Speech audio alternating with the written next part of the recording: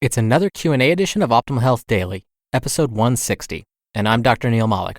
Welcome to another Friday edition of Optimal Health Daily, where I answer your health questions related to fitness, diet and nutrition, stress management, anything along those lines. Why should you even bother listening to what I have to say? Well, really, it's up to you, of course, but I wanted to give you a little bit of background. I have my doctorate in public health degree with an emphasis in disease prevention and nutrition. I also have my master's in public health with an emphasis in health education and health promotion. I'm also a registered dietitian nutritionist, a certified exercise physiologist or personal trainer, same thing, and certified health education specialist.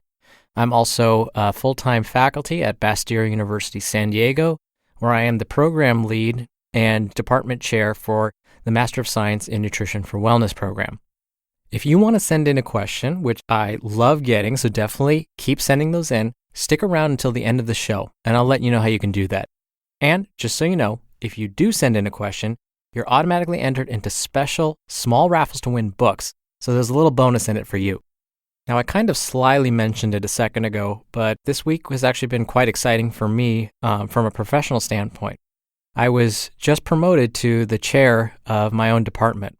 It kind of came as a surprise. I didn't even apply for it, and I get this call, and the dean, who is kind of all of our bosses in our department, calls me up and says, "Hey, we're considering you for this chair position." And I said, "Okay, sign me up, I guess." So I don't know what I've gotten myself into just yet, but I am super happy, super flattered. Never, ever would I have thought when I got into teaching that I would ever get to that level. I was just happy being at the professor level and being able to share my knowledge with others, which is why I love doing this show so much.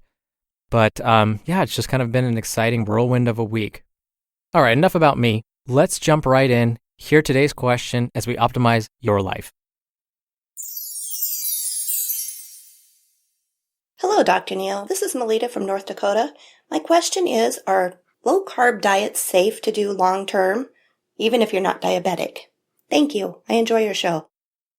Thank you for asking, Melita, and thank you so much for the kind words. Thank you for listening. In a nutshell, lower carbohydrate diets appear to be safe for most people in the long term. And if you listen to this show, you know that there's a but in there somewhere, and you'd be right. Notice I said lower carbohydrate diets a second ago instead of low carbohydrate diets. I have to mention something right off the bat. There are different definitions of what a low carbohydrate diet really means. If you follow the Atkins diet, for example, for the first 2 weeks, you're only eating about 20 grams of carbohydrate each day, and that mostly comes from vegetables. So to put this in perspective, one slice of bread contains about 13 grams of carbohydrate, so you'd be pretty close to your max for the day right there with that one slice of bread. The South Beach diet, on the other hand, recommends that folks consume no more than 120 to 140 grams of carbohydrate per day. Again, to put this in perspective, when we look at the data with regards to adults living in the US and those that don't follow a low carbohydrate diet, we find that we consume on average about 350 to 400 grams of carbohydrate each day. So that's a big drop when we follow some of these low or lower carbohydrate diets. Then there's the ketogenic diet, which I've discussed a few times on this show. Someone following the ketogenic diet may only consume about 50 grams of carbohydrate per day, or even less. Hopefully, now it's obvious that the definition of low-carb diets can vary greatly. When we look at the studies on low-carbohydrate dieting and their safety, it does seem to show that following a lower carbohydrate diet may be safe. Again, notice I said lower carbohydrate. Usually what we find is that researchers, depending on what they were trying to accomplish with their study, may put people on an Atkins-style diet, or maybe the South Beach diet, or maybe a combination of the two. In fact, when I conducted my own research, I put people on a modified South Beach diet. So what the heck does that mean? Well, basically, we used the South Beach diet as our guide, but we made some changes to it to make it easier for people to follow. So because researchers do this all the time, it's hard to make true comparisons from one study to the next. Is the Atkins diet safest or South Beach? Or a modified version of the two? We don't know because all of these are used in human studies. And here's the other problem. Most of these types of studies follow people for a year, max. This means we don't know what may happen if they were to continue following these diets for more than a year. Would we see their weight come back? Would their cholesterol levels suffer? At this time, we really don't know. So you may be wondering, well, why don't we study people for longer? Then we'd have our answer. You'd be absolutely right, but those types of long-term studies are very expensive. Also, it's very difficult to get people to commit to a long-term diet study. Why? Well, think of yourselves or family or friends that you've known who have tried to diet. Because most folks can't follow a prescribed diet for more than 6 months, let alone a year, it's nearly impossible to understand those long-term effects. In fact, when I conducted my research, we had a 50% dropout rate. So when that 1-year anniversary came around, we actually started with 180 people in our study and ended up with only 90 by the end. I mentioned this when I talked about the ketogenic diet too. We don't know if it's safe to follow in the long term because most can't stick to it for that long.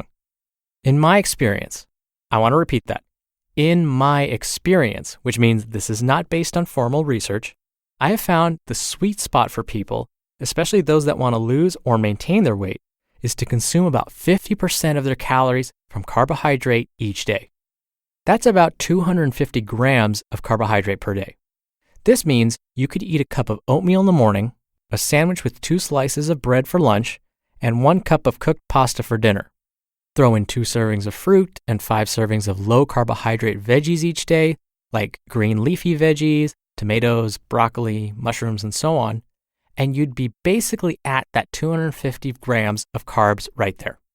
Sound reasonable? Well, that's because this is really about watching those carbohydrate portions to help yourself consume less, as opposed to following a specific low-carbohydrate diet. And because this style of eating isn't as extreme, it's usually easier for people to follow as a long-term lifestyle change. Now, you mentioned those with type 2 diabetes following a low-carbohydrate diet. This does happen, but usually it's a lower carbohydrate diet as opposed to following Atkins, South Beach, or the ketogenic diet. For those that may not be aware of why those with type 2 diabetes may want to follow a lower carbohydrate diet, it's because having diabetes prevents the body from being able to process carbs properly. So by eating less carb, the body's happy. So we always have to ask ourselves then, are there any health risks associated with following a low carbohydrate diet over the long term?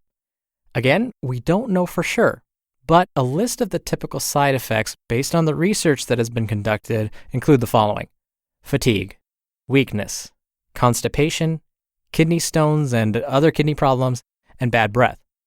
Notice none of these are fatal situations for most people. So the bottom line is that for most folks, following a lower carbohydrate diet is likely safe in the long term, but notice again, I said lower carbohydrate diet. Going on a very low carbohydrate diet may be a different story altogether. Thank you again for the question, Melita. You'll be entered into a raffle every month to win a book. If you want to send in your own question, which is basically like getting a consultation from me for free, it's really easy to do. Just come by oldpodcast.com and look for the bar along the side of the page that says Ask a Health Question. If you click on that, you can record a message straight from your computer's microphone or from a phone if you use the app. You can do multiple takes, and once you're happy with it, you can submit it to us. It's really easy. Or you can call in. The number is 61 I love OHD. So either that or visit oldpodcast.com, send in your question, and you'll be in special raffles to win books from us.